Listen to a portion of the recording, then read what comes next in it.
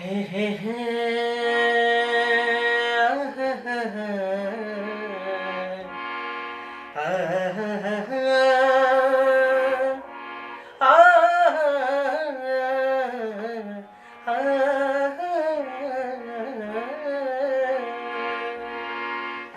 प्रणाम भैया जी। हम आप लोग के भाई बेटा गायक जीतू राज और भैया जी आज आयल बनी आप लोग के बीच में ये वीडियो के माध्यम से। पहले तो भैया जे कोई वीडियो देखा था हमारे चाचा भाई भतीजा माई बहन सबके गोड़ छू के प्रणाम करत नहीं भैया। और भैया सबके पता बा हमने देश में का चल रहा बा ये कोरोना का महामारी से हमने का भैया के तो लड़त नहीं का जूझत नहीं जा हमने के। और भैया ये तो लड़े के बाद जीते के बाद कोरोना महामारी के जंग से हमने के। और लॉकडाउन के भैया पालन करे के बाद घर में रहेगा और घर से बाहर लेके जाए और हमारे माननीय श्री नरेंद्र मोदी जी के आज्ञा का पालन करे के बाद उनके बात के समझे के बाद पूछे के बाद। और भैया यही एक तरह भैया हम छोटा से एक भाव लेके आए बनी जी जे भाव हमार नाना जी लिखले वाला। अगर भैया अच्छा लगा तो भैया शेयर करिए जा, लाइक करिए जा, कमेंट करिए जा। और गीत सही के बीच में कुछ गलती हो जाए तो घर के बेटा भाई समझ के माफ करिए जा भैया। तनी पूर्वी स्टाइल में भैया का भाव बा। अरे आइल बाई महामारी हो, अरे आइल बाई महामारी, अरे भेजले बा चीनी बीमारी, बबुआ बच के रही है। अरे आइल बा कोरोना बीमारी, बबुआ बच के रही है।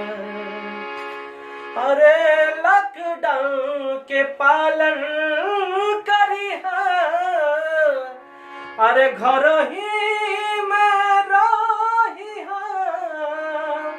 बहरी जे जई हो चदी, अरे मास्क तू लगाई है, अरे मास्क तू लगाई है। अब बेरी बेरी साबुन से हो, अरे बेरी बेरी साबुन से, अरे हाथ तू अरे बबुआ बच के रही है। अरे भेजले बा चीनी बीमारी, बबुआ बच के रही है। लास्ट में भैया भाव बा का बा भाव। दूरी तू बनई हो सबसे, अजनी बती हाथ ना मिलाई भैया, दूरे से बोलाई है, दूरे से बोलाई है। लड़े के बाई लड़ाई हो, अरे लड़े के बाई लड़ाई, हमनी के जाई, बबुआ बच के रही है।